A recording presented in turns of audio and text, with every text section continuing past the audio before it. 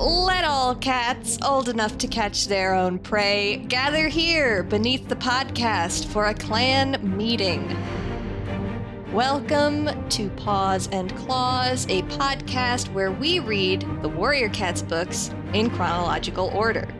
I'm Scout, joined by my co-host and birthday friend, Jill, and today we will be discussing the novellas Cloudstar's Journey and Mapleshade's Vengeance. Hi, Jill.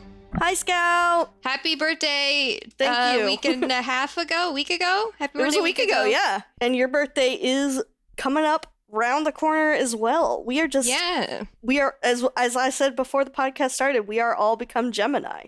It's true. We are in Gemini season right now. You will be hearing this at sometime several months from when we're recording. Oh, yeah. Dear listener, but as we record, it is Gemini season.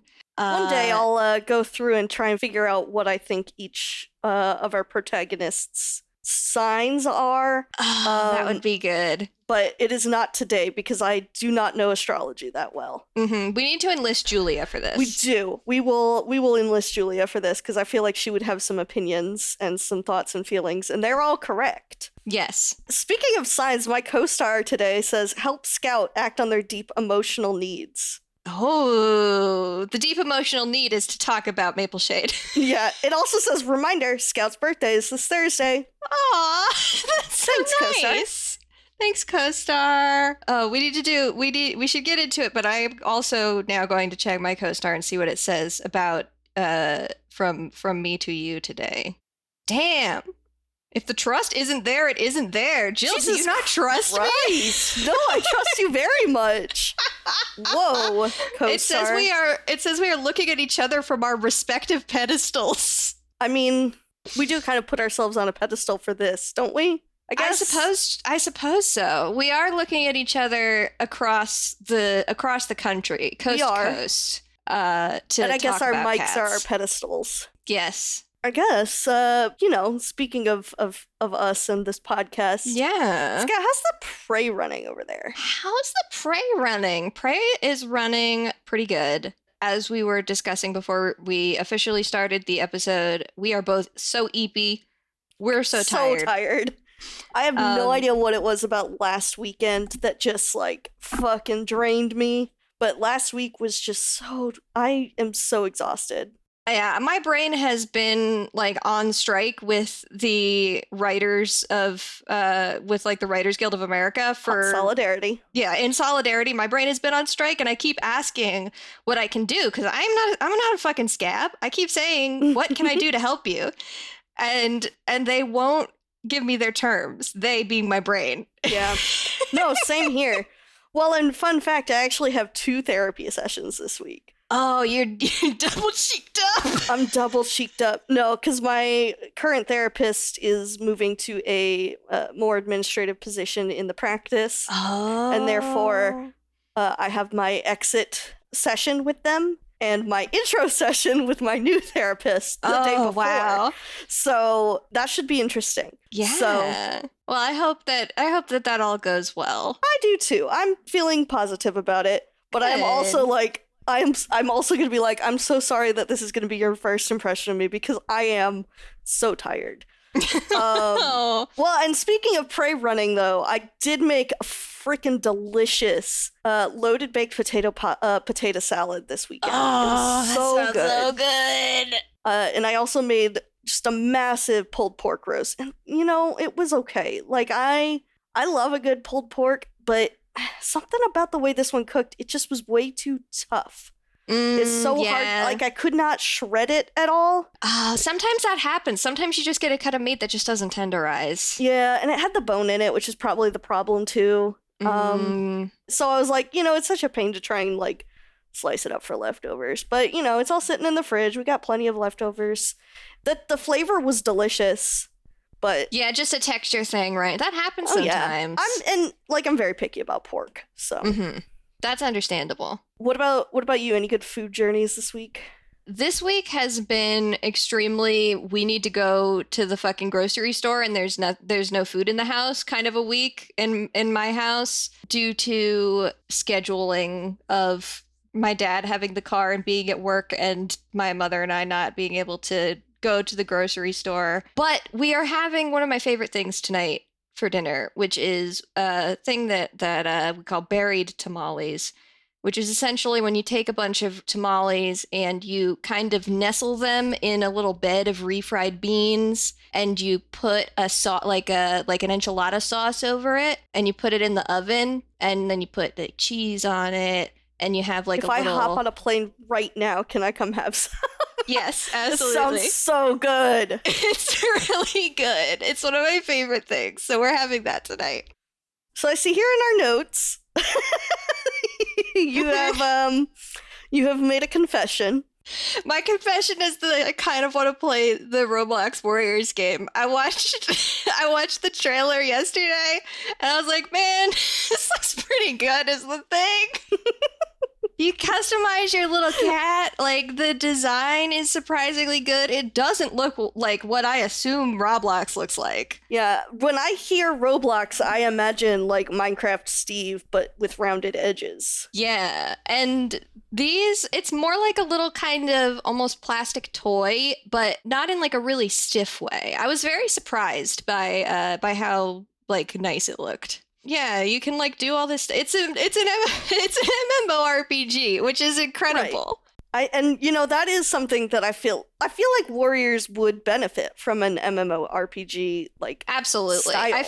I feel like there are multiple MMOs that have been made over the last like 2 decades, that were like directly made by people who were saying, "I wish that I could be a warrior cat." Yeah. Speaking of Warrior Cats video games, actually, so I know we've mentioned before game Cattails, which is, basically a reskin of a Warriors game. Yeah, I did actually play some Cattails for a bit before I fell into the new Zelda hole, and it was a very nice, fun time. Yeah, well, fun news. The updated version is coming out this year called Cattails Wildwood Story. Yo! And there is a free demo on Steam right now. And it looks like, it looks very similar to the Cattails that I have on Switch, but definitely like updated and I think I watched a TikTok that you sent me about this, and the art style, like the in-game art that they have has been updated a lot, and it looks so nice. Yeah, it looks very cool. I am eventually going to download the story demo. It's supposed to come out like late this year. It says Q4 2023. But I will definitely give this demo a shot once I am, like you said, out of the Zelda hole. Mm-hmm. But it looks like they've like expanded on everything. There's like farming now. Hell yeah. I really like the portrait art updates. Oh yeah, I do too. It's very cool. Yeah, I'm excited about that. I'll definitely have to check that out when it is available on something that I have access to. Oh yeah, that's right. Mac people. Yeah, I'm a Mac pleb. The little cats. Okay, so briefly, I do just want to mention, shout out to the cat in Cattails that wears like a plague doctor mask. I'm so fascinated by that cat. I want to know how they got that on their face. Clan Gen update, still playing Clan Gen, me. So there was a challenge that I'd been doing for like weeks, which is why I have not talked about it on the podcast lately. Because I've been trying it over and over and over again. Like, I have gone through, I think, at least 30 runs trying to beat this challenge. Whoa. That's a rough one. That's a tough one. Yeah, well, it's tough in the sense that it is RNG based. Mm-hmm. It is essentially, you are trying to get an entire page of cats, which is, I believe, 20 cats, that are all tortoiseshells or calicos. Oh, you're doing that one. That's fun. Yes. It was very fun, but you have to start with 2 torties, at least, in your clan. So it's a lot of, like, going to the cats that you can choose from, seeing there's no torties in any of the options, exiting out, retrying again. Mm-hmm. And after 10 moons, any cat who is not a tortie has to be kicked out. So if you don't have terribly many torties after 10 moons, it is so difficult. It took this clan that I did almost 360 moons. Whoa. Which is like, that's 30 years. 30 years! Wild shit. But I did it, and I'm like, thank God yeah. I fucking finished that. Good job. Congrats on the torties. Yeah, it was very fun, but also I was like, oh my God, I'm so tired.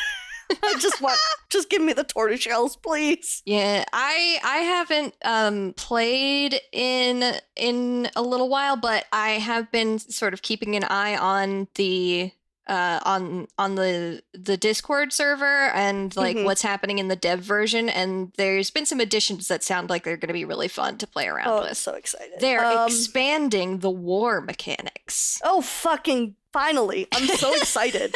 Every time it's like, you're at war, I'm like, cool, there's nothing I can fucking do about this. I don't even understand what starts it or stops it. Yeah, like, it's wild. One last thing before we get into our summaries. I did go on a book shopping spree for my birthday weekend. Yes. We went to a bunch of used bookstores. I found the entire New Prophecy set in paperback with the original covers, so I snatched those boys up because they were $5 each. Yes. Please, please, please hit up your local bookstores. I guarantee they will have every Warrior Cats book that is out. Every Warrior Cat known to man is at your local used bookstore. Literally. And then a different used bookstore I went to had some illicit copies of our ebooks. Illicit. Yeah, so I did just find out, like, because I was looking around when I was doing my research today, I was looking around. This book that I picked up was technically never legally published in a print format. Oh. This was somebody paying Amazon or some other service to print and bind. Oh, wow, that's amazing! Mapleshade's Vengeance. And you can tell because the margins are whack on this thing. You can, like, the margins are so thick. And the print is so small. But I did get Mapleshade's Vengeance in a physical copy for like nothing money at another used bookstore. An art piece. Yeah, so you never know what you'll find at your local used bookstore. Go check them out. You will find some wild stuff. That sounds so fun. Yeah. Well, Scout, would you like to summarize these two novellas for us? Yeah, let me take you all on a journey through these two novellas. Cloudstar's journey, if you will. Oh, Cloudstar's journey. Journey to Ernie. Sorry, that was a very specific Sesame Street reference. I was like, what the hell? There was a segment on Sesame Street when I was growing up that was called Journey to Ernie, and it was Ernie going places. Up, up, up, up, up, up. Oh, hello there. I'm practicing hopping on one foot. It's time to play Journey to Ernie, where Ernie hides and Big Bird seeks. Oh, I love Journey to Ernie. Okay. Here's the summary. Several decades have passed in the forest since the end of Shadowstar's life, and the clans have continued to grow and change. In Cloudstar's journey, we return to SkyClan, their territory under siege by the inevitable creep of human land development. Cloudstar, the current leader, is visited by his predecessors in his dreams, and with their encouragement, is convinced that SkyClan's way of life will be protected despite the encroachment. However, his faith in his ancestors is eroded time and time again as the situation continues to worsen. The trees they climb are felled and dragged away, replaced by neat rows of brick houses. The noise of construction drives off their prey, pushing his cats to the brink of starvation. He tries everything in his power to hold the line, but nothing can outpace the inevitable. Out of options, Cloudstar makes one final, desperate plea to the other clans to redistribute their own territories, but they refuse, and he has no choice but to lead SkyClan out of the forest forever. His last word to the four remaining leaders is to denounce their actions, StarClan, and the Warrior Code, abandoning them all as they have abandoned him.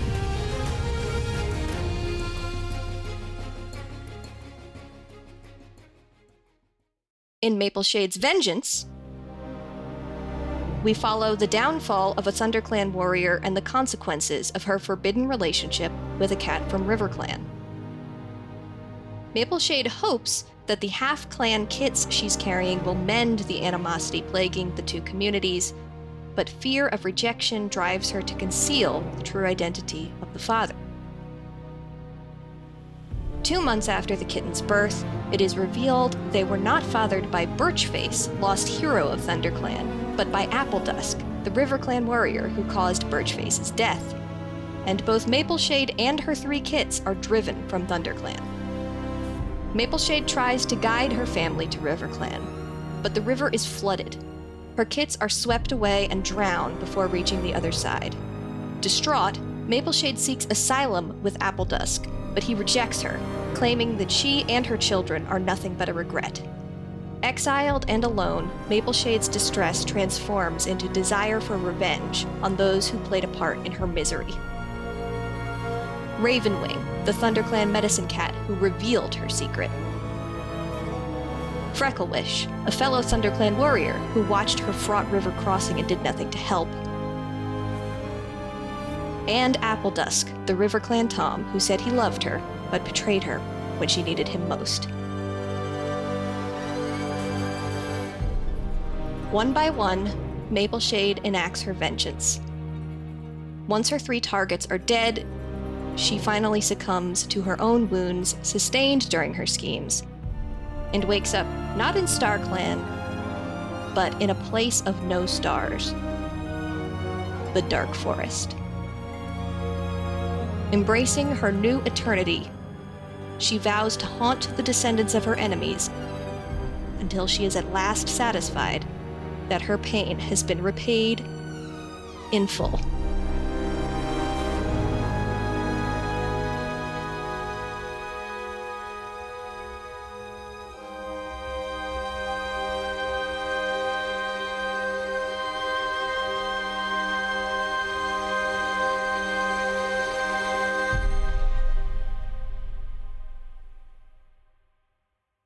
Oh man, we got some drama this week. There is a lot of drama.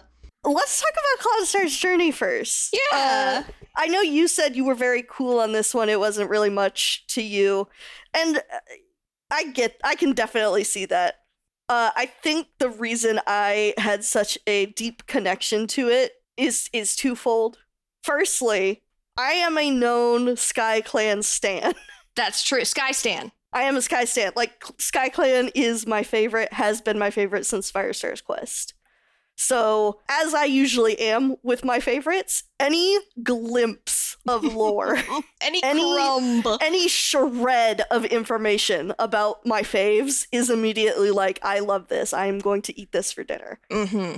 The other part I will talk about as we kind of get into it a little bit more, but I really enjoyed this one. Not as much as the second one, but I really did enjoy Cloudstar's journey. Yeah, there was nothing wrong with Cloudstar's journey, and I've been thinking about why I came out of it feeling very sort of dissatisfied, and I think the problem stems from the word journey being in the title. Yes, there was no journeying physically. There was an emotional journey. I will agree there was an emotional journey, but I really, from the title here, I had expected this to be about the time after they leave the forest and as they travel to find a new home. So being more about just the demise of their territory and ending with a scene that like I have seen before via Firestar's Quest, because that is one of the super editions that I have read in the past. I think I just came off of it a little bit feeling like I don't know that I learned anything new here. Yeah. I would have liked a little more, but if I take a step back and I think of it in the reading order that we are participating in, I think that it does make sense. And it is interesting and fun to see this look and see kind of the arc of a character who does basically lose his faith through misfortune. Yeah, and that is exactly the other reason I really enjoyed this particular story. Because it is that very much like feeling abandoned by your faith or code or system of belief when horrible things happen that you did everything right and yet bad shit still happens. Mm-hmm. So firstly, our last one that we talked about, we were still kind of in just after the Dawn of the Clans era. Yeah, we were still sort of in that founding era. And I agree, it was great to feel like, oh, we are in Warrior Cats. Yeah, we are in it, baby. There is, a lot of time lost, which a lot of it is kind of just like sprinkled in like the Code of the Clans guide and stuff like that, because they mention like, oh, well, so-and-so made this part of the Warrior Code like part of the canon X number of moons ago. Yeah, one of the cats that they sort of talk about and refer to here is somebody who has only appeared in the Code of the Clans, I believe, which was Darkstar. There's like two of them. There are two of them. I cannot talk. I can't talk about the names. Scout's got a lot of name issues. I'm having a name crisis. Do you want to talk about your name crisis, babe? Yeah, just real quick. Okay, so reading both of these back to back, I noticed something. I noticed that reading Cloudstar's Journey, there was a ThunderClan cat, the ThunderClan deputy, whose name was Seedpelt. And then I finish Cloudstar's Journey and I'm moving along with my life and I open the allegiances for Mapleshade's Vengeance. What do I find but a different cat also living in ThunderClan named Seedpelt? And later in another book that we will be covering next episode, there's a different third Seedpelt that lives in ThunderClan. And I'm on my knees begging the Erins, you have to stop. There's so many name options, we don't have to repeat them. Seedpelt's not even a good name. Like, it's a fine name, but it's definitely, it could be better. Why are we doing this? It's not a big deal, but there was something about it that really just, it's because reading all of these kind of more isolated stories back to back and finding how many times they did just use the same name again. And I know that there's big gaps between when they're written.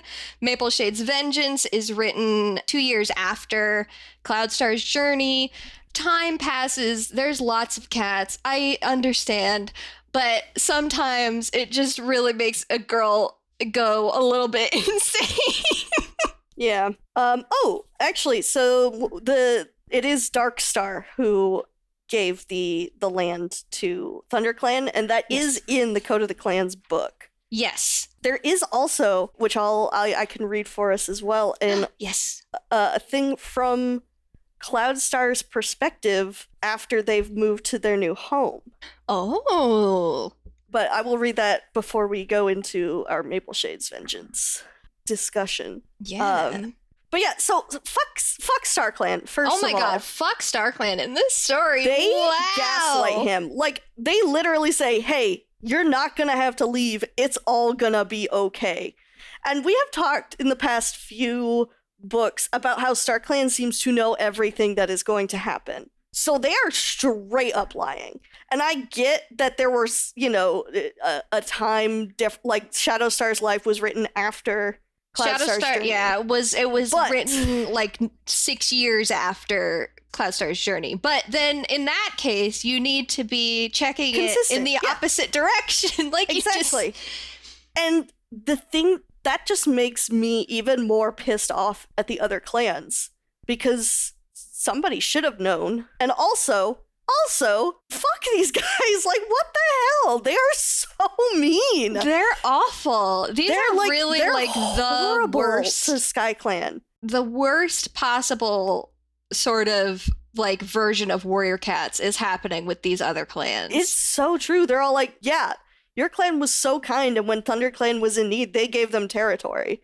And now you have the audacity to come here and say, oh, well, the Two Legs have destroyed our entire, territory. We have literally nowhere to live, and you're just gonna make fun of Cloudstar for bringing his whole clan I know. to the gathering and say, absolutely, we are not sharing anything with you guys. Get the fuck out of here. Yeah, one of the medicine cats is like, well, there's only 4 trees at 4 trees. Oh, that pissed me off. That pissed me off. And I remember that from Firestar's Quest as well. That's in that scene in Firestar's Quest, and it pissed me off then when I read that book, and it pissed me off now. Yeah, it's like, okay, then what's the whole fucking Starflower thing from the Dawn of the Clans? Like, again, this is an issue with the Warrior Cats books being written in all sorts of different weird orders. But fun, interesting thing just is that Cloudstar's Journey came out just 1 month before the first book of Dawn of the Clans. Interesting.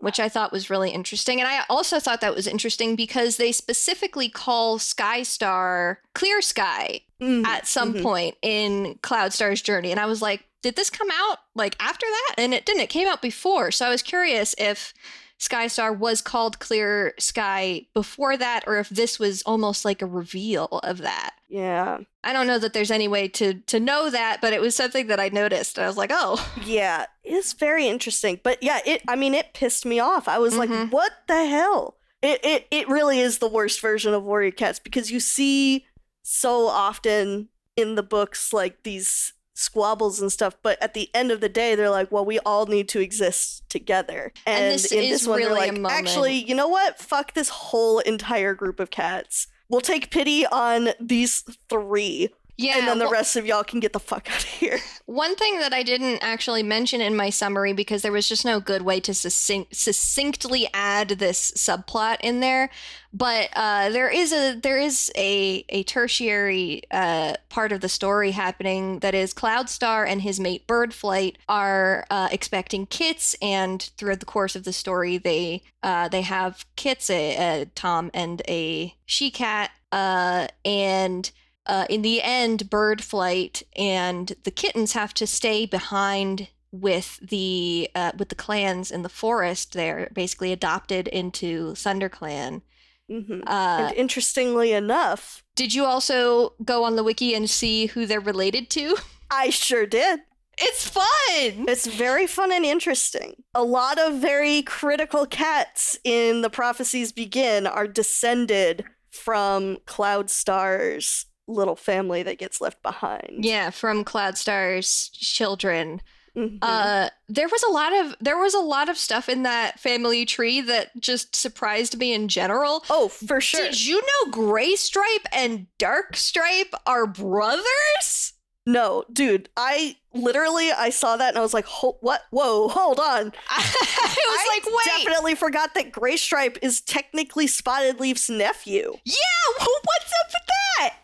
Very interesting stuff looking at these family trees. It is a wild time. But yeah, so I think it is very interesting that Gorseclaw and Spotted Pelt, in some way, there's a lot of missing generations. We don't know exactly how they I'm so curious. I want to know. Into these cats. But, I really want to know. Yeah. So there's several missing generations, but it is, as far as we know, confirmed that some very, very critical cats are descended from Cloudstar and Birdflight. It's very interesting. That we will be meeting critical cats in like several different directions. Oh yeah, no, absolutely, in several different arcs as well. Yeah. It's interesting to me that we get that here via Cloudstar's family, and meanwhile, it is never, again, I hate to keep going back to Mothflight's vision, but one of the points that she made in Mothflight's vision was that she was spreading like genetic diversity basically through the clans by giving up one of her kits to each other clan, and that doesn't pay off, but for some reason Cloudstar does. Yeah, no, Cloudstar's got like kin in every clan. It's fascinating. Wild times. Really, really a time and a half. I will say, I immediately love Cloudstar and Buzzardtail's friendship. Yeah. I love when a leader and a deputy are like BFFs. It's so good. It's the best. But the way, I did just write down, man, the way Sky Clan gets treated pisses me off. We gotta discuss Cloudstar's decision to attack ThunderClan. I feel like he was just done, like, they're could have been a better way to solve it other than sending starving cats to attack ThunderClan. I was really... But I also realized, like, ThunderClan was being aggro for no reason. I was really, really fascinated to see a very antagonistic and like almost like evil coded ThunderClan in this story. Oh yeah, Red Star was kind of a dick.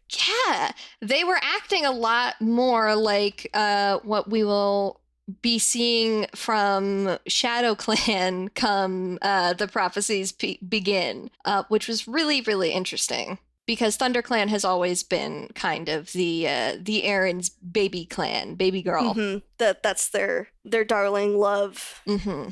But yeah, so I mean, like, it probably... I don't think going and talking to them would have produced any different result. I think what I'm...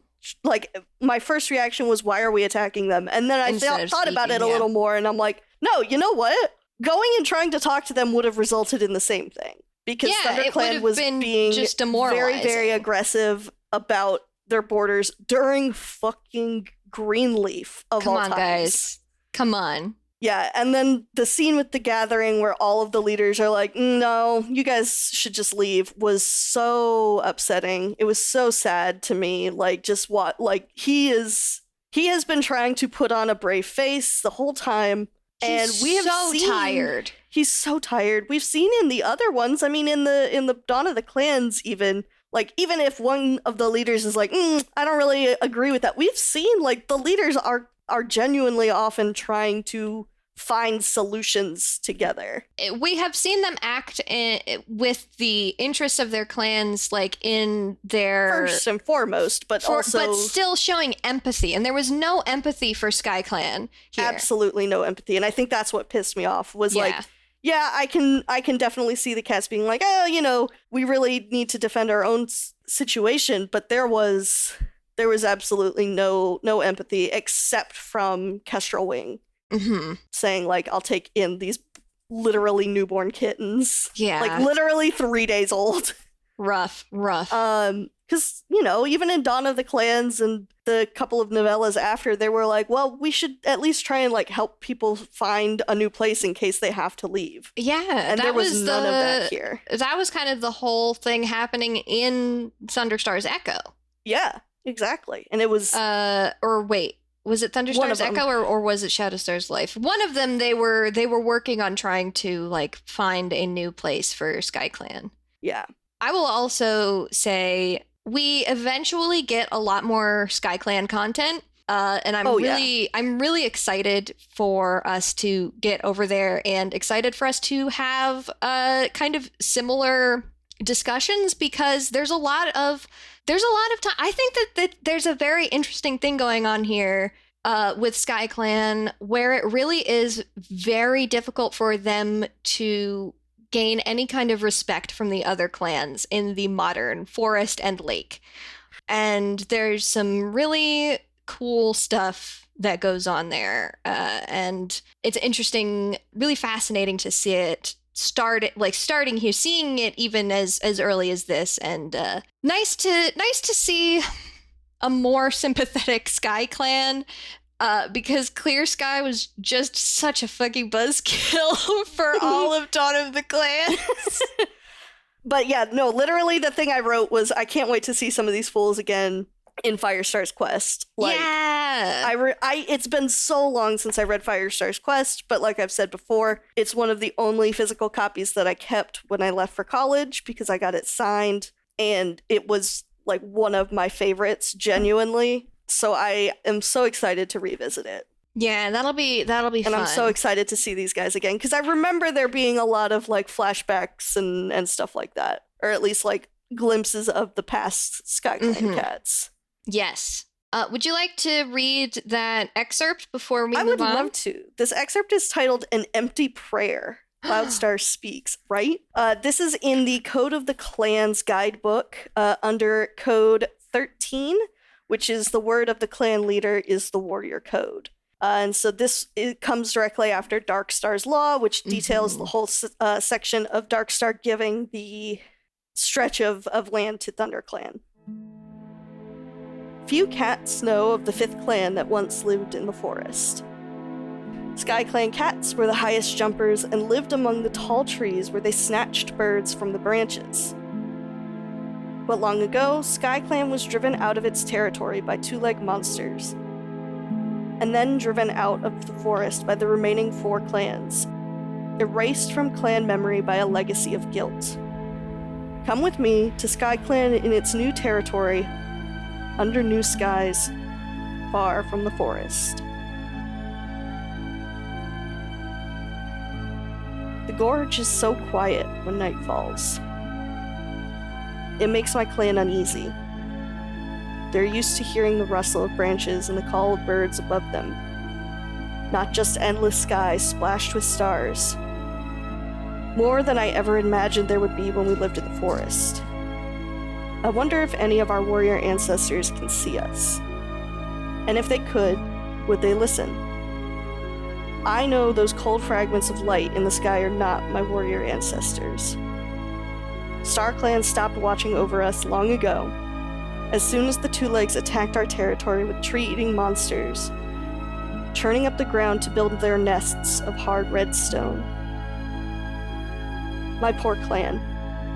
Was I right to bring them here, so far from their home? Perhaps we should have fought to stay in the forest, mustered the last remains of our strength to take on Thunder Clan or Wind Clan and steal some of their territory. Not Shadow Clan or River Clan, though. We would never have developed a taste for frogs or fish, however hungry we were. We traveled far to come here, and I want this to be a home to us as much as the forest was for all those countless moons. We have caves for shelter, fresh water to drink, and there's prey enough if we are patient and learn to stalk in the open, rather than through branches high above the ground. Yesterday, Buzzardtail and Mousefang brought back a squirrel, so there must be trees close by. Maybe tomorrow I will explore beyond the cliffs. I have to. My clan should not know more about our new territory than I do. But I am so tired. I ask only for a place to sleep that is sheltered from the wind and rain, and a mouthful of prey. Maybe not even that. Do I really want to live for moons in this strange place carved out of sand? Everything is different without bird flight. When I sleep, my dreams are dark and empty, and whatever I eat tastes of nothing. I brought my clan to a place where I thought they could live, but it seems that isn't enough. These stars are as unfamiliar to them as they are to me, so I am their only link to the way we used to live. The word of the clan leader is the warrior code. So they watch me and wait for me to tell them that everything will be all right, that Sky Clan will rise once more to be strong and proud, rulers of their territory. But this is not our territory. This is an empty gorge, a tunnel through orange rock with the sky for its roof. Our ancestors are no longer with us, if they ever were at all. Our fresh kill pile used to whisper with the sound of plump, thick-feathered birds. Now we eat mice and rabbits when we are swift enough to catch them. I hear my cats wailing like kits in the dead of night, wishing they could go back to the forest. But there is nothing left for us there. This is our home now. We will learn to catch prey and defend our borders against whatever other cats live here. We do not need our warrior ancestors or the other clans to tell us what to do. My cats trusted me enough to follow me here. I cannot let them down. Birdflight would never have wanted that. As long as I am here, Sky Clan will survive. The word of the clan leader is the warrior code.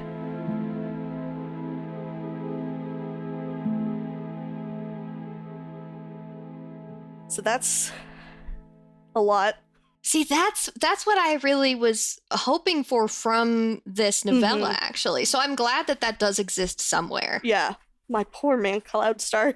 He had a rough go of it. He's so tired. Yeah, this was actually created... So this book is from 2009. So this is 4 years before. Wow. Yeah. Cloudstar and Sky Clan going forward from this point has a real rough go of it. They really do. I'm excited to get to talk about that with you more. I am too. Speaking of rough goes of it. Ugh!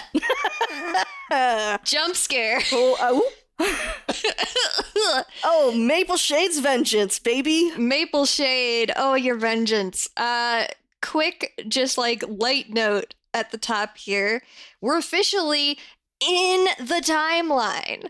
I know. This has a concrete time that it takes place. If we are going by the prophecies begin starting in 2003, then this takes place 19 years before that, which is 1984. Wow. Put Mapleshade in, like, 80s fashion. Put her in a blazer. Ooh, yes. Yes. Give that Working girl woman. a fucking power suit. Yeah, because I did look up Mapleshade's family tree, and she is only a couple of generations removed from very prominent cats in Prophecies Begin. So that is very interesting. Oh man, the drama of this fucking book. I literally could not put it down. It is really exceptional. Like, this is maybe the best, like, I don't want to, because, you know, I haven't read 90% of the novellas, but holy shit, this one is, if you read only one book from this podcast, please make it Mapleshade's Vengeance, because it is absolutely an excellent, excellent novella. It's really good. It really does follow, like, I don't know all that much about the classic ideas of story structure, but it feels so deeply like a classical tragedy to me. Oh, yes, it does. And that is one of the things I wrote down. I was like, she is an unreliable narrator. Every cat in this is gray morality. It is such... and I am a tragedy lover. I am a tragedy connoisseur.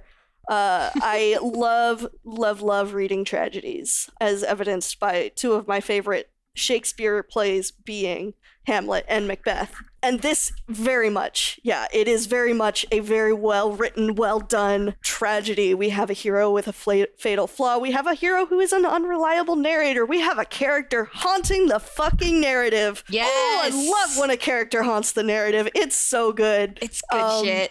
Yeah, literally, I'm so glad I found this book, even if it is technically an illicit copy. That makes so much sense for Mapleshade, It though. really does, but like, I am so glad to have this as a physical book because I want to read it over and over again. It was so good. Yeah, wow. It really is a very well done tragedy, and I think you're right. It has a lot of those classical elements. Yeah, it is. It is something that when you start it, you're like, this is gonna go bad, and you just immediately you just know it's gonna go so badly.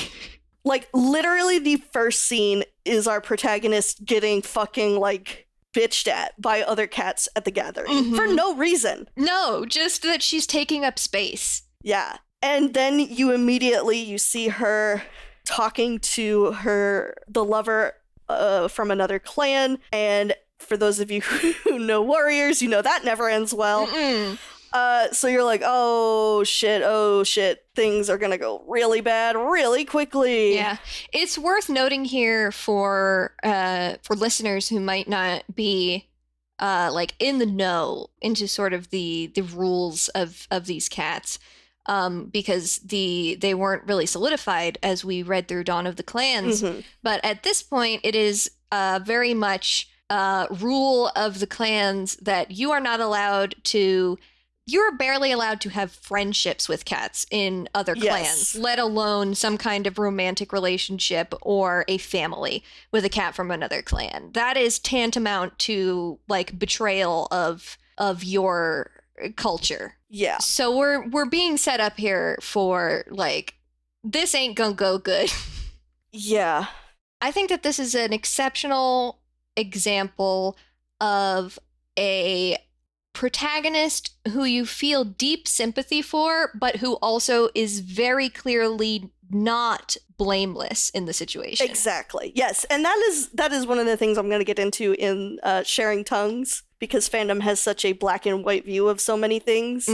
But that is part of the reason I really loved this novella. Is Mapleshade is such a complex character. Yeah. Like, she does some bad shit.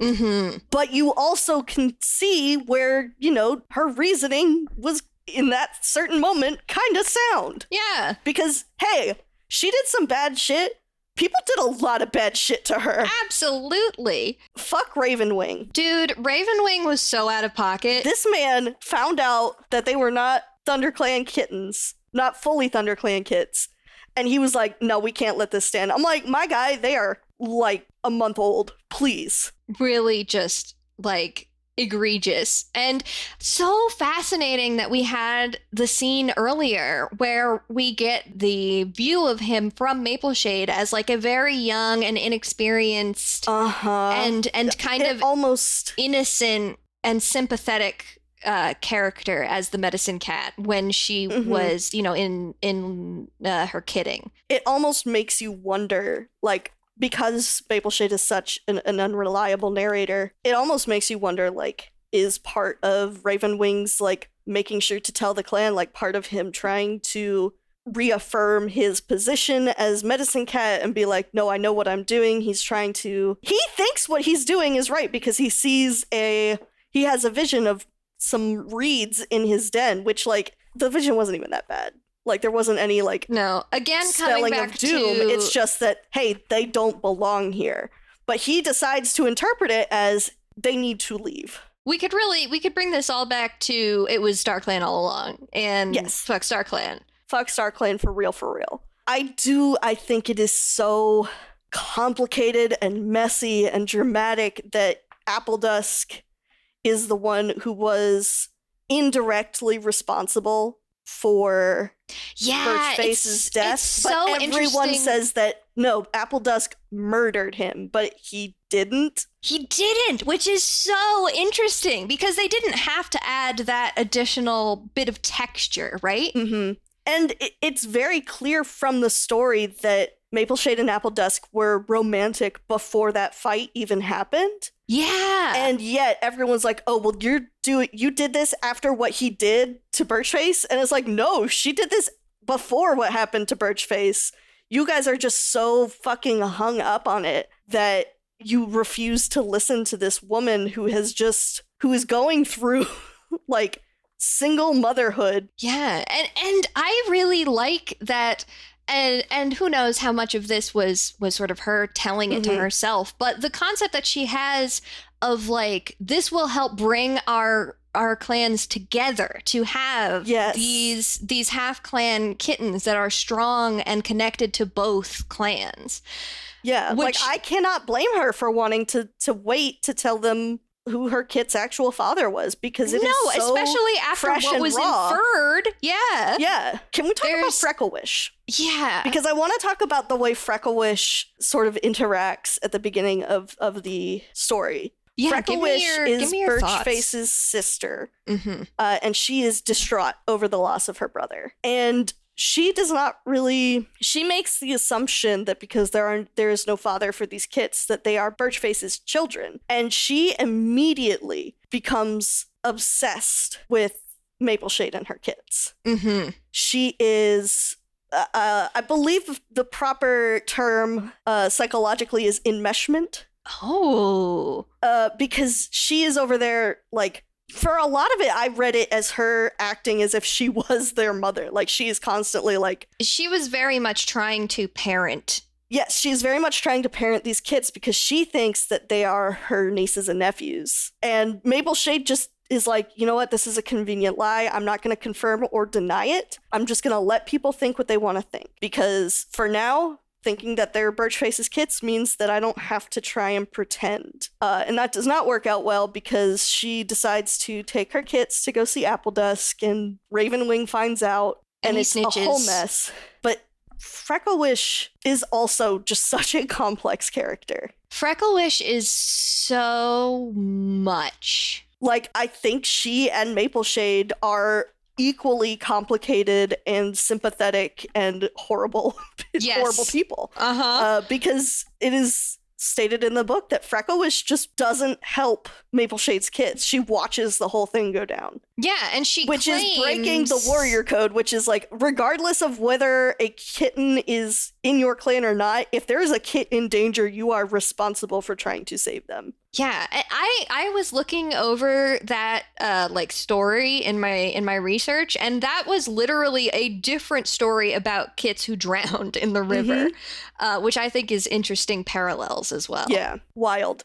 And just how immediately she turns, not just on Mapleshade, but on the kittens. Yes, the way she like literally calls them creatures instead of so kits. Nasty. It's wild. They all act like Mapleshade was never a ThunderClan cat. They're like, no, you guys have to leave. It's like immediate and like it's at night. There's a storm coming. They're like, no, we're not going to let you leave when it's safe. You go out here now. Like, we do not care about you anymore. Yeah, it's really wild. It makes me wonder, like, how great Birchface must have been that everyone is so willing to kick out this mother and her children over this perceived betrayal. Yeah. It's so... Love a character who wants a narrative. Again. He do be haunting the narrative. He do be haunting that narrative. Him and his very silly name. I know. Apple Dusk. How fucked is it that both of his girlfriends are ginger cats? Oh my god, yeah. I was thinking about it like... okay, buddy. Like, I've seen people be like, ugh, Mapleshade was just so jealous of Reedshine. Like, she had every right to be. Like, absolutely. For all she knew, she and Apple Dusk were a thing. He was treating her like she was the main chick, but then she finds out she's the side chick. Yeah, it's very much, ooh, if you are the one who did the research into like the fandom side of this, but it's definitely something that happens a lot when it comes to like quote unquote love triangles or situations where there is essentially a man who is being dishonest with two women in his life. Yes. And the instinct of the masses is generally to then pit the two women against each other. Yeah, no, we should all be blaming Apple Dusk for all of this, honestly, because Reedshine... It's Apple Dusk's fault. Yeah, Reedshine didn't do anything. She didn't do anything, but she does get pregnant very soon after Mapleshade gives birth. So it is very heavily implied that he was cheating on them both with each other. Like, oh yeah, he was very, very... There's a lot of infidelity with him, and we'll talk about it when we get to the fandom portion, but he had it coming. You wrote in here, waiting for Jill to say we support women's wrongs. Yes, I did write that in my notes because I do love when a woman character gets to be complex and messy and, evil. I love it. I like an evil woman. I'm sorry. It's okay. Speak your truth. Speaking my truth, I love women's wrongs in fiction especially. You know what? A lot of people are like, oh, people are too, like, Mapleshade apologists. I'm like, I don't fucking care. You know what? I know what she did was wrong, and I think it was hot, and I support her. Like, I just, like, think that... I think that it was wrong, and I think that that's what makes the story really good. Exactly. Like, because everything was wrong. Yes, everything went wrong. That's why it is such a good tragedy, is because every character makes the wrong choices. There's no correct choices made there were no in the correct story. Choices. Even the apprentice that gave her medicine was making the wrong choice. Oh man, the murder scenes in this book. Top fucking tier. I want to make a tier list of Warriors' death scenes, and I think all three of Mapleshade's murders are gonna go in there because they are brutal and thematic and so fucking cool. Yeah. The fact that she murders Ravenwing at the Moonstone and then leaves him for the hawk, like takes him out of his grave for the hawks to eat. Yo. Yeah. I wrote down because there was a line in there where she saw a hawk overhead and she's imagining it feasting. She says, a hawk swooped overhead and Mapleshade imagined it feasting on Ravenwing's body after she had finished with him. he would bleed a river of blood, every drop spilled for her helpless kids. And I was like, my girl Mapleshade's off the shits right now. She is on one. But like, I just thought murdering a medicine cat at the Moonstone was such a beautiful choice for Ravenwing's death, because he was, acting as if it is StarClan's will that she was kicked out. Yeah, that was really good. And then, the medicine cats bury him, and she just takes his body out of the grave and is like, he does not deserve any respect. Yeah. Oh, God. I really did also like the narrative. We had Birchface haunting the narrative, and then we also have the three kittens, Mapleshade's three kittens, kind of haunting the narrative in the literally in the back haunting her. Yeah, haunting her, where she is hearing them, and as she commits to these plans and kills her perceived enemies, like each of her kits is essentially put to rest in her mind. It's kind of the inverse of Macbeth, where, Macbeth was haunted by the murder he did, but she is soothed by the murder she does. Anyway, Mapleshade and Lady Macbeth should talk, I think. Let's see, there's a couple of, excellent quotes in here, but Freckle Wish's death was so wild. Yo. She has the idea of leading Freckle Wish to Snake Rocks and getting her bit by a snake. I really, really appreciated how this was foregrounded so much too. Really good storytelling. Just the this whole foreshadowing was delicious, because they mention this whole story is so tight. It really is. This is a masterpiece of a Warriors book. It's really, really well constructed. Freckle, there's mention earlier on of we blocked at the gathering. They mentioned we blocked up Snake Rocks, so now no more poisoned adders can come and get our people. And Mapleshade's like, what if I just kick those rocks away and leave Freckle Wish here and let a snake take care of her? Mm-hmm. Oh, delicious. Really good. Good stuff. With Apple Dusk, there's also this really good scene of her essentially kidnapping his apprentice. Right. To using her as apprentice as bait. Yeah. And that's where she finds out that Reedshine is expecting his kits, and she's like, oh, well then instead of killing Apple Dusk, what if I kill you? Mm-hmm. And I thought that was just such that was her turning point to me. Because for all the other ones, it was this person directly contributed to the death of my kids. And now it becomes that extra layer now it becomes of actual vengeance. And I think that is the key moment for her when she goes to attack Reedshine.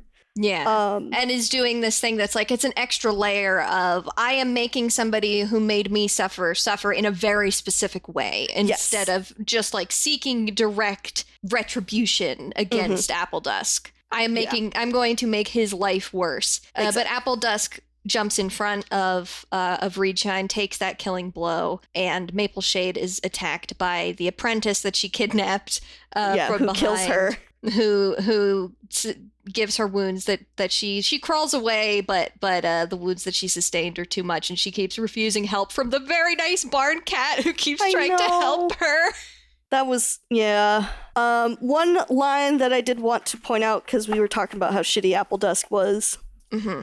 Mapleshade stared at the cat whose face had occupied her mind for so many moons. She thought she had known every swirl of his fur, the angle of every whisker, but now she didn't recognize him at all. The coldness swelled inside her until she felt it burst out of her eyes, and there was a jolt of satisfaction as Apple Dusk flinched away from her gaze. You told me you loved me, Mapleshade hissed. I went through the agony of bearing your kits, and now you treat me worse than prey.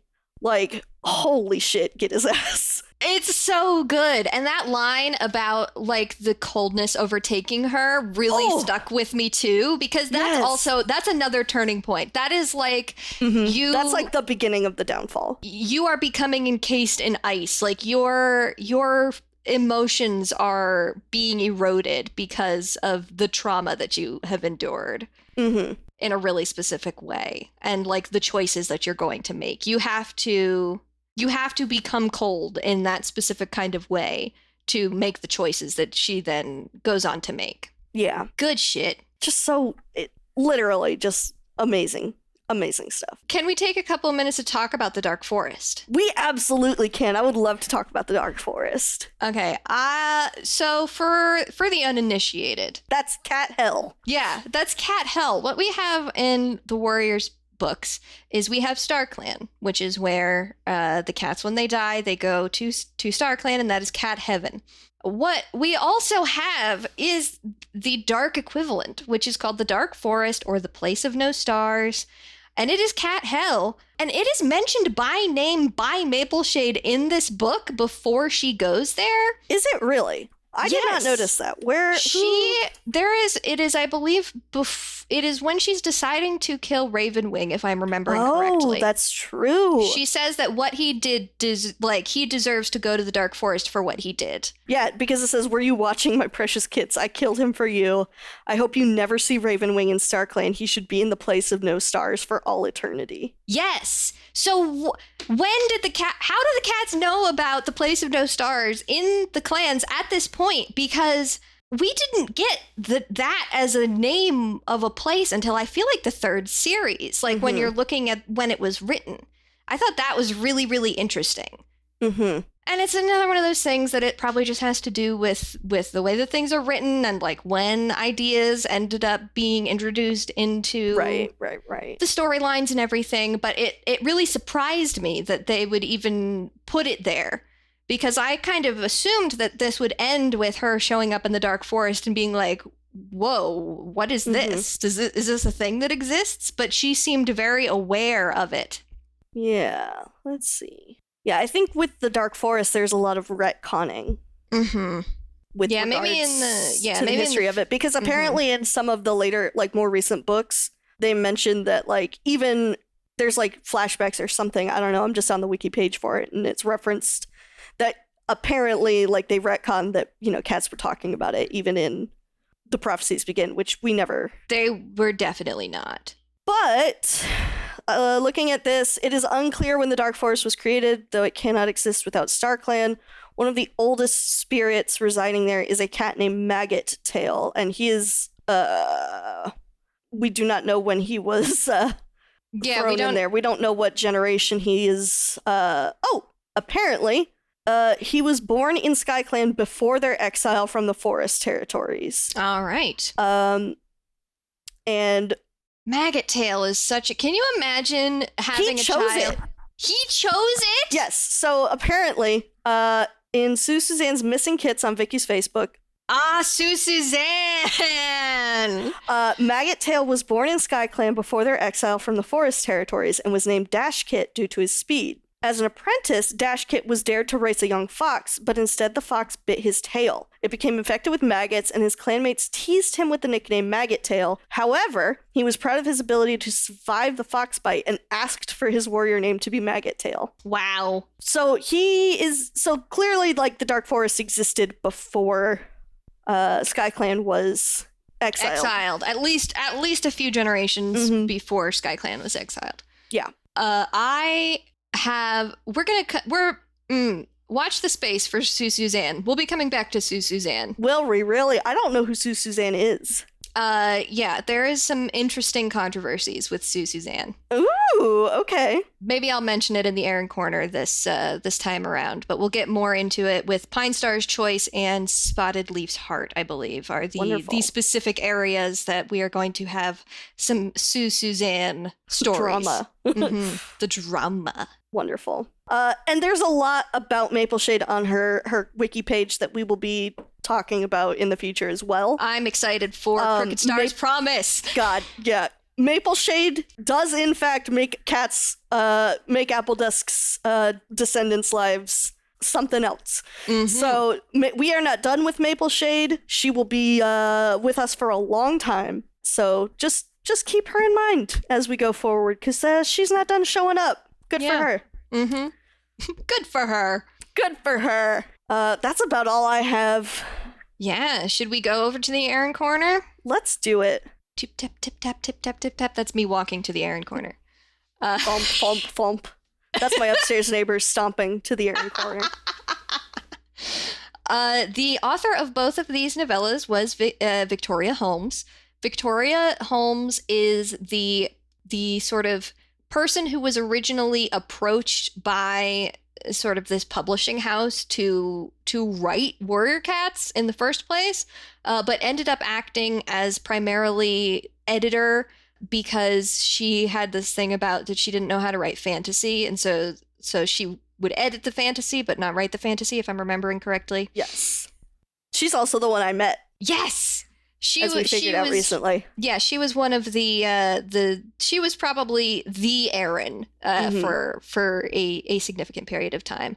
In 2017, she ended up retiring from working on the Warrior Cats books due to health concerns. She was undergoing therapies for her cancer at the time. I believe that is cleared up now. But up until then, she was acting as a major editor and also did a lot of the writing for the novellas, which included these. Cloudstar's Journey was published in January 2013. Mapleshade's Vengeance was published in March 2015. I thought it was very interesting that we had one story that I felt was good. I think I'm a little bit warmer on it now that we've had the discussion about it than I was. But with Cloudstar's Journey, kind of like very procedural, I would say, like a very sort of rank and file warriors classic story. Warriors story. Yeah, and then you get Mapleshade's Vengeance, which is like so different. I thought that was really interesting that we got both of those from Victoria Holmes. I was doing some research into her, and she apparently has a historical fiction series called Epic Horse. Jesus Christ, that's going to be my new internet name, Epic Horse. Epic Horse, really good. Generally, online, there's a lot of moments of her admitting she's not good at keeping the names or the cats straight, which is true. Shocking. Mm-hmm. And I have this here. This is the controversy. Let me tease the controversy a little bit. Oh, yummy. The controversy is that Victoria Holmes on Facebook in the past had said that Suzanne, who was a self-proclaimed Warrior superfan, was going to be helping Victoria fill in Warrior Cat's family tree blanks, basically. And that the things that Suzanne said would be canon. But later, there were fans who were unhappy with stories that apparently Suzanne had also consulted on, which was Pine Star's Choice, something that we will be reading next time, who I believe in the case of Pine Star's Choice, she's even mentioned in the acknowledgements, if I'm remembering right, Susie Patton or something like that. And then Spotted Leaf's Heart, which we're going to read later in this season. One of the most maligned, I believe, of like any of the novellas. Very, very poorly received novella. Very interested to see what that's about. Me too. I know almost nothing because I try specifically to not look too much into the things that I don't know anything about already, because it's more fun that way for the 100%. For the podcast. But Suzanne was apparently sort of working with Victoria at this point and was essentially doing the thing that we always say that these books need, which is helping Victoria keep all of the cats straight and make sure that she was staying consistent with that stuff. But then, like, fans started sort of dogpiling on Suzanne, saying that she had, forced Victoria into certain plot points that they didn't like in these novellas. And Victoria mysteriously just came out and said, everything that I said before about how Sue's word was canon, I never actually said that. I didn't say that. Oh boy.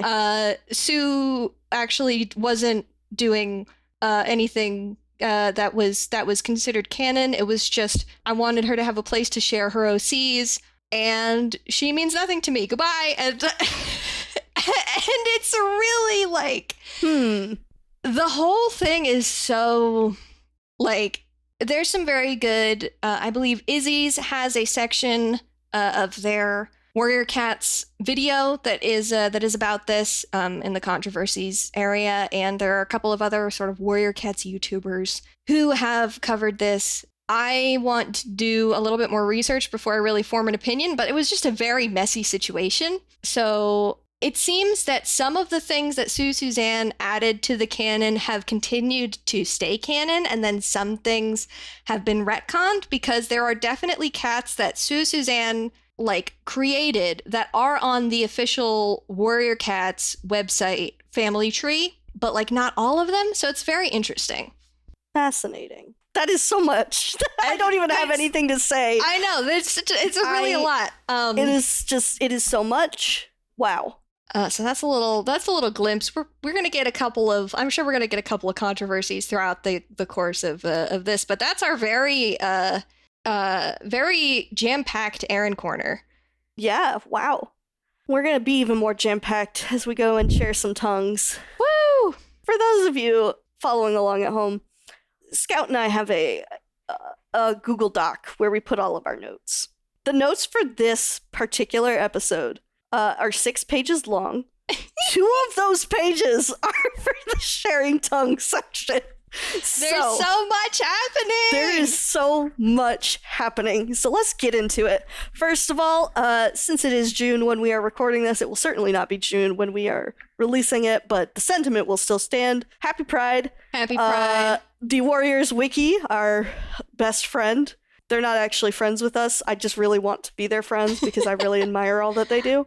Warriors Wiki, you're doing amazing as usual. We love you. Their icon is all of the clans with different pride flags. I like that I'm Sky Clan aligned right now because the Sky Clan one is the ace flag. Shout out. So they have Sky Clan as the ace flag, Thunder Clan as the lesbian flag, Shadow Clan as the non-binary flag, Wind Clan as the trans flag, River Clan as the bi flag, and then Star Clan as the inclusivity pride flag. So shout out to Wind Clan for every Wind Clan cat who is trans. Every Wind Clan cat is trans.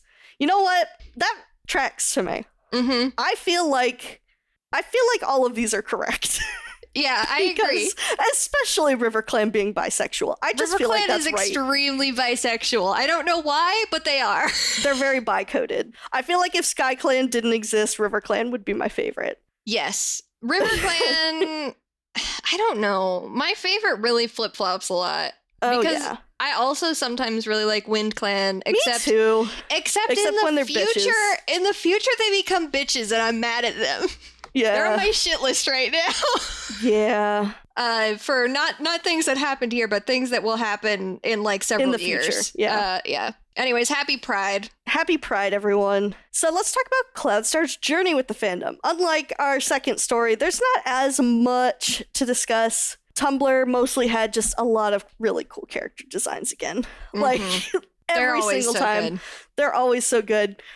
Poland cover pops the fuck off again. This Poland cover rules. We're gonna definitely reblog it onto our.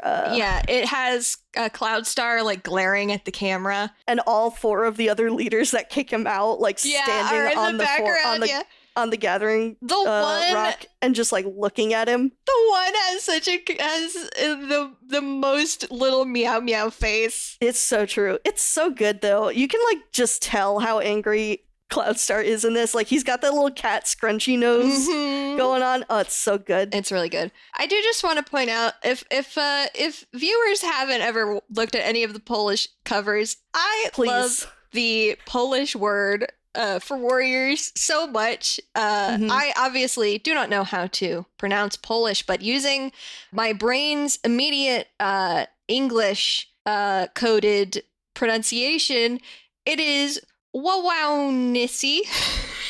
That is definitely not how it's pronounced, but good try. Wojownissi. I love the way that in the cover for all of these Warriors books, the Polish covers, they have the cat eyes in the O's. In the 2 O's. It's so good. God, I love it so much. Nothing on Reddit as usual for most of these books that we've been looking at for the most part. Except for just a heck of a lot of timeline confusion and also more fuck Star Clan propaganda. We are getting into the era of there being a lot more MAPs, PMVs, AMVs, animated projects for Warriors on YouTube. I found a couple for Cloudstar's Journey. I see you going to click on the one that says this is so stupid, but it took me out. Yeah. It is very much that early, like, 2000s kind of, like, random humor, but it also was so funny to me.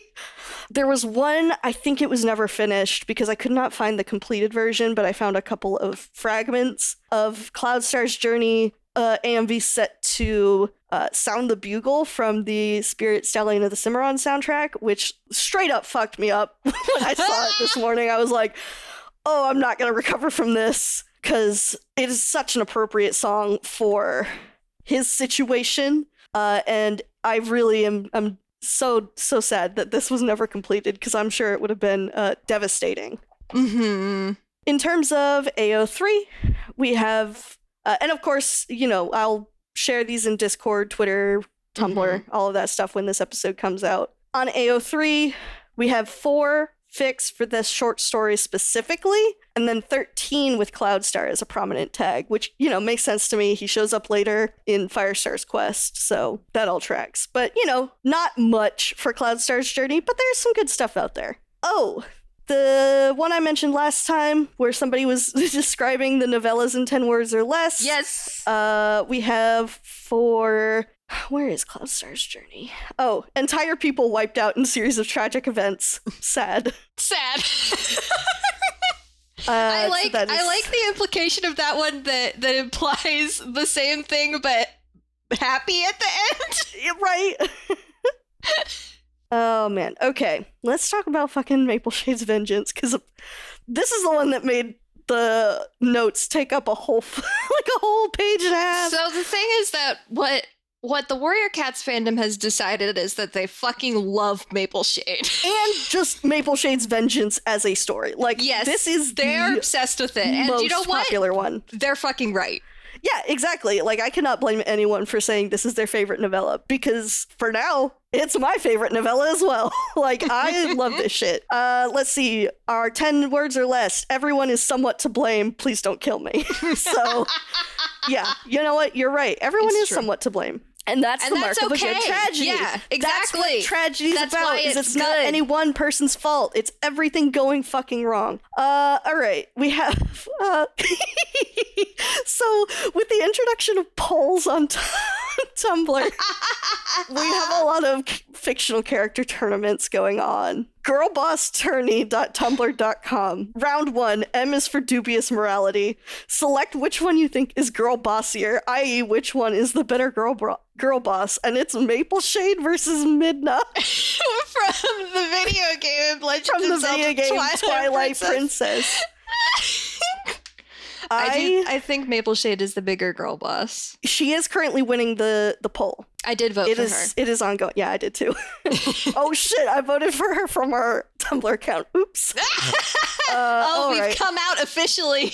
You know, some Apple Dusk hate. We already discussed, like, hey, the implication that he was seeing them both at the same time. He, you know, was not noble in the way he sacrificed himself, etc., etc. A lot of people being like Frecklewish and Apple Dusk are the real villains, and I would like to argue that like nobody is the real villain in this. Like, they all made really, really bad choices. Yeah, I agree with that. There's no true villain and no true hero. It's just a mess, and that's what makes it really compelling. Let's see, what's this one? Mapleshade Warrior Cats is a girl boss and a girl failure at the same time. This is from user Menace to Many. I just think that's very true and funny. Yes, it's true.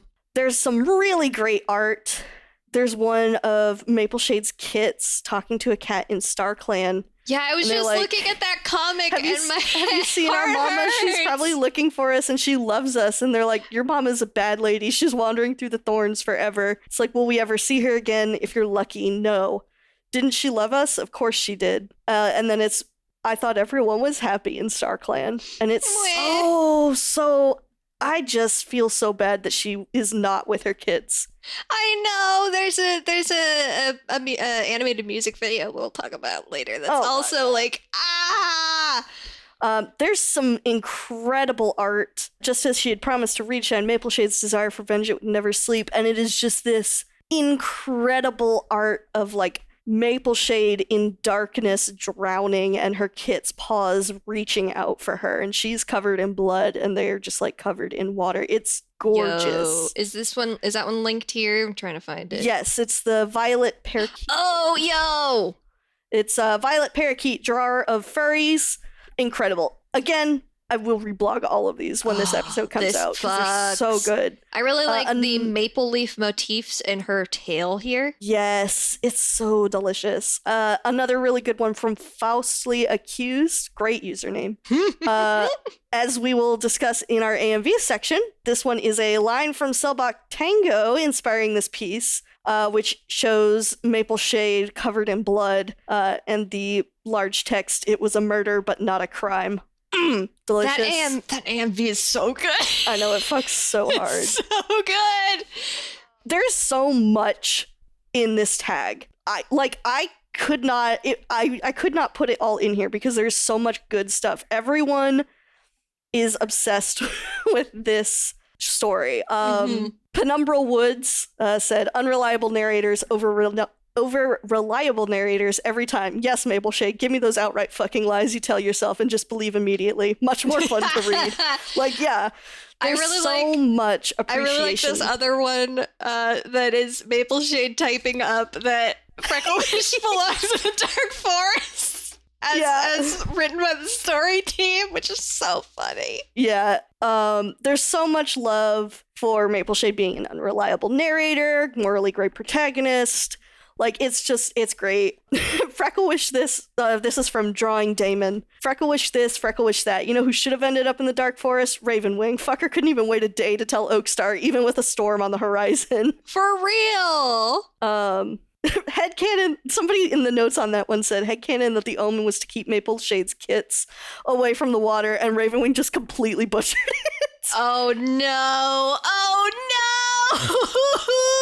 no! Woof. Yeah, a lot of people are like, he probably misinterpreted the fucking sign, and you know what? My probably. God. Oh no! Like I said earlier, Reddit is, for the most part, every time I go on the Warrior Cats Reddit, I'm pleasantly surprised at what a nice community it seems to be, but so much debate on whether or not she was right or wrong. Please, fandom, I beg of you, let female characters be complex. They do not have to be reduced to good or bad. They can just be woo baby versus callous bitch. Like, we don't need to do that. She and Frecklewish are both very complicated characters, and I think we should appreciate them for that. The most important thing, if you take anything away from this podcast, dear listeners, it is to have a critical analysis eye with characters, any characters. Female characters fall, but female characters fall especially. To this a lot. But a character doesn't have to be, there's no moral connection. There is no moral connection to liking or disliking a character. I agree, and I feel like that is a lesson that a lot of people in fandom need to learn, is that the fictional content that you consume and the fictional characters that you enjoy reading about are not a reflection on your morality. Yes. And they are characters. They are narrative devices. They are meant to tell a story. We cannot always ascribe our morals onto characters. No, that's the whole point of writing fiction. Yes, and that is the whole point of writing fiction. And there's such a lack of that approach to fiction going around in fandom these days, that like saying that you enjoy reading a certain complicated or perhaps dark or twisted sort of story means that you are a terrible, horrible person. The fiction you consume is not a reflection of who you are and what you would do. It is a means of understanding the human condition and a means of empathizing with people who are different from yourself, and a means of understanding why people do things that they do. And also, it's entertainment. It's just supposed to be fun. Sometimes you just have fun reading horror stories. Like, horror is an entire genre. Sometimes it's not that deep, but also sometimes you need to be deeper. It really depends. Right. It's not that deep unless the thing that you're doing is saying that if you like evil characters, you are evil, then you need to go deeper. Right, exactly. You need to go deeper in the other direction. Yes. So that's just my takeaway from what was on the Reddit, which, that's just a whole thing in fandom nowadays for like so many different fandoms. It's a whole mess. we can't get into it. There are approximately 5 million Mapleshade videos. There's so many Mapleshade videos on YouTube. I have copy and pasted 1, 2, 3, 4, 5, 6, 7, 8, 9, 10, 11, 12, 13, 14 into our notes doc, and I literally had to stop because there were so many more. I literally spent like an hour and a half this morning watching Mapleshade videos. I did that the other day watching them, and then I did it again for like another 45 minutes this morning watching more. Yeah, so there are some incredible ones, which I will link probably in the show notes, honestly, because, you know, it's difficult to share things with proper credit if they're on YouTube and we're trying to post on social media. Yeah. And we'll put them in the Discord as well when the time comes. If you haven't joined our Discord yet, you should join our Discord because we're going to have a whole channel that is basically just for us posting our favorite animated music videos from the Warrior Cats fandom, among many other very good channels. But it's a good time. So we've got one set to Hayloft 2. Excellent choice. Really good, there's some that are like, I mean, so here's the thing about Mapleshade's Vengeance. Like we mentioned, there is quite a bit of murder, quite a bit of brutal murder in this book. So there will be, most of them already have the trigger warnings on the videos themselves, but there is a lot of content warnings for gore and animal death and blood and wounds. So just, you know, keep that in mind as you venture into the wide world of Warriors AMVs. Generally, the creators and the posters are pretty good about foregrounding that stuff as well. Oh yeah, I've like I said, I think almost all of these actually had trigger warnings in the videos themselves, not just in the comments. Yeah, which is really good, really nice to see. There's this one, In Isles, just has some incredible like visual work going on with the way that the victims of Mapleshade's attacks, good. like their skull, like shows their faces and then the deterioration of their faces. Fucking incredible. The one called Already Over has an incredible depiction of the adder scene where Freckle Wish is killed by the adders. It is so good. Hell yeah. Incredibly well done. One of my favorite villain AMVs, like there's for the Adventure Zone, which is a podcast that I've listened to quite a bit. There was an incredible AMV to this song for the first season's villain. And then I love a good moment with this song. There is an AMV for Mapleshade to Scissor Sisters, I Can't Decide. Really excellent. Good. Yeah. There's some great animation in there too. Oh yeah, that one is it's so fun. There is a sketch animation one to Dolly Parton's Jolene. It is a cover of the song, but it is for Reed Shine and Mapleshade.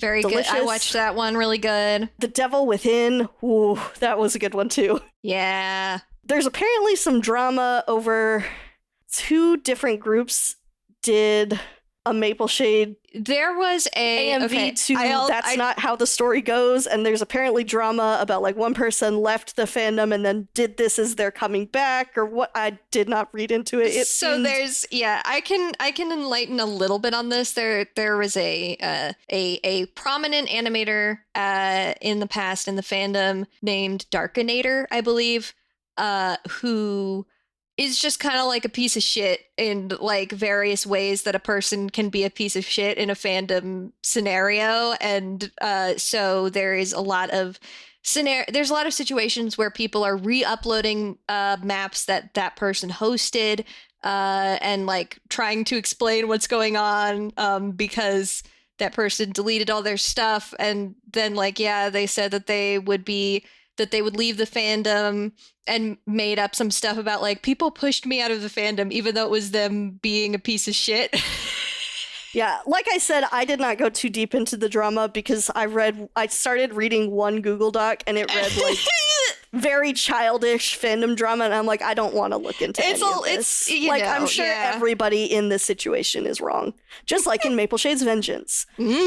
Then the one you pointed out to me, You Will Be Okay, which is just a really sad one of Mapleshade and her dead kits. Yeah, Mapleshade, like in the dark forest, kind of singing a lullaby to the kits that she cannot It's so sad. connect to. It's so sad and so pretty, like gorgeous art direction on that one. Oh, yeah. There's another one, cowboy aesthetic one. I agree. I love the aesthetics. Did not care for the song on that one. Yeah, but that's just because I don't like the voice. I'm not the biggest Modest Mouse person, but it really, really good aesthetics. And that one was like done in 8 hours, which is insane. Jesus. It's one of the, sometimes they do, I've seen a lot of 72-hour ones, but never 8 hours. There's a lot of ones where it is like people do these multi-animator projects in a time crunch kind of scenario as a little challenge or community building thing. Then there's another one that's for Freckle Wish, set to a Phoebe Bridgers song. So I did not watch that one all the way through yet because I was like, I need to at least like maintain a little bit of sanity today. And then Cell Block Tango, which is one of the best Warrior Cats AMVs I've seen. It's so has cats from other arcs, but it does kind of frame Mapleshade as the one like leading the charge. Yes, leading all of the other cats in this kind of like AU like telling of some of the stories of these cats. It's so fun. It is such a fun video. The bonus part at the end took me out. I was not expecting that. I'm not going to spoil it for you guys. You should go watch it yourself. Incredible. And then many of the same animators did the same cats to Ex-Wives, which is, I believe, from the musical Six, which is about Henry VIII's 6 wives. Yes. Which I had never heard of before watching this AMV the other day. And I was like, man, this fucks. I like this. I gotta listen to this. Yeah, spiritual sequel. Not the like leader of that one has stated it's not technically in the same like AU universe or whatever, but same cats and same kind of format. Vibes. And really, really fun, good vibes. Yeah, it is a lot of fun. But I wrote here in my notes, I literally had to stop because there's so fucking many. Like, there's so many of them. There's so many Mapleshade videos. I highly encourage you go and like find your favorites because there is a lot of good content out there. All right, AO3, we've got 167 works tagged for Mapleshade. That is a lot. That's a record for I am in a fandom that doesn't even have 167 fics. I'm not kidding you. I know.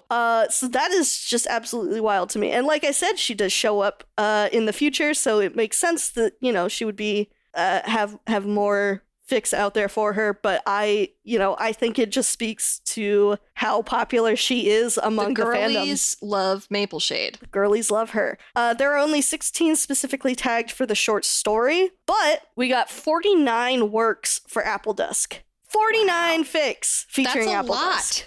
33 for Ravenwing, 45 for Freckle Wish, 37 for Reedshine, 15 for Darkstar, who he was in a scene. Yeah, that's impressive. This is absolutely wild to me. Even Birchface has 23 fanfics. He's haunting the fucking narrative. Yeah, wild to me that Birchface, who literally is not on screen at all, gets 23 fanfictions. I did not have time to go through and read any of these, but I did save some to mark for later, and when I finish reading them, I will share them in the Discord. Very good. Because wowzers bowsers, that's so many fics for our girl. That's a lot, yeah. She's very popular. She's very popular, and you know what? Good for her. Yeah. It's what she deserves. You ready for our Warrior Cat of the Week? Mm-hmm. Oh, my Warrior Cats of the Week are, probably predictable, but it is our two namesakes, Cloudstar and Mapleshade. Cloudstar for Cloudstar's Journey and Mapleshade for Mapleshade's Vengeance. I think that they were both very strong protagonists in very different but interesting and fun ways. Cloudstar is so tired, and Mapleshade just really drives that story so completely. It's hard to not say her for me. Yeah. Mine was for Cloudstar's Journey, Bird Flight, actually. Yeah, she was almost mine. Yeah, I think even though she was very much a minor character, she was very much deeply affecting the narrative, and especially after reading that little short story from Code of the Clans. Yeah. Like, you can just see the impact that she had on her mate, and I just think, like, the scene where she had to say goodbye to Cloudstar was just, it was touching to me. Yeah. Wasn't like the kind of heartrending, crying sort of stuff that I've had with Warrior Cats books before, but I just thought it was a very sweet moment, and I would have liked to see more of her. But of course, for Mapleshade's vengeance, it's Mapleshade. Like, what can I say that I haven't said already through the, 2 hours that we've been recording this podcast Seriously, today? yeah. Like, it's a big one. She is the Warrior Cat of the week. She's such a critical cat. I feel like she is so interesting and complex, and her story is just such a tragedy that I just love it so much. It was so good. Such a more compelling villain than like 80% of the villains that I experienced for sure. in these books. Villain because being, it's that gray morality, baby. Yeah, villain, I suppose, is she's not the villain in this particular book necessarily. Like I said, she is later. She is. She's gonna come back, and there's gonna be villainous things, I think. I'm so excited to read Crooked Stars. I know, me too. Promise. Yeah, that's the name of it. Oof. Should I take us out? Take us out, Scout. All right. If that's you, dear listener, have thoughts, opinions, questions, or memes to share with us, you can write to us at pawsandclawspod@gmail.com. That's paws as in what a cat has, claws as in the part of speech, pod as in podcast. We are also on Twitter at pawsandclaws and on Tumblr at pawsclawspod.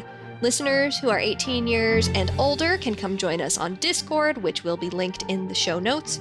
You can find me on Twitter or Tumblr at HumbleGoat, and you can see the art that I do, including our podcast cover art, at scoutwilkinson.myportfolio.com. Links to my portfolio as well as my Ko-fi page are in the show notes as well. And you can also find me on Twitter at plot_twists or on Tumblr at antique-romantic. Our next episode will be out in 2 weeks, where we will discuss the novellas Goosefeather's Curse and Pine Star's Choice. Read along by buying the books from a local bookstore or checking out a copy from your local library. Until then, dear listeners, I would love to say may StarClan guide your paws, but we're kind of upset with them right now. Yeah. So may the prey run slower than your paws.